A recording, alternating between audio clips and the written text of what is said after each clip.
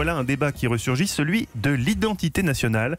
Mais le mouvement qui le porte, et c'est surprenant, est La République En Marche. Comment vous expliquez ça? Écoutez, c'est l'histoire d'un tract à la durée peut-être la plus courte de l'histoire politique, un peu plus de 3 heures, mais enfin qui en dit long quand même sur ce qui se passe en ce moment. Il est écrit par La République En Marche pour donc vanter le nouveau contrat de la nation annoncé par Emmanuel Macron. Jusque-là, tout est banal, sauf une ligne qui met le feu aux poudres chez les élus marcheurs.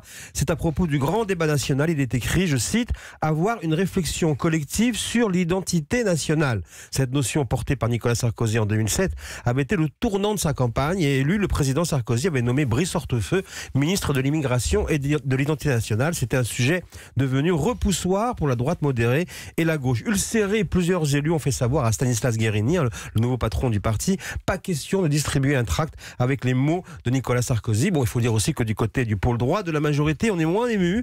Moi, ça ne me dérange pas ce tract, s'exclame un député. C'est la victoire de Sarkozy après celle de Juppé. Alors quand même, pour éteindre l'incendie, Stanislas Guerini donc a tout de suite admis que la formule était malheureuse. C'est une première mouture, ça a été retiré.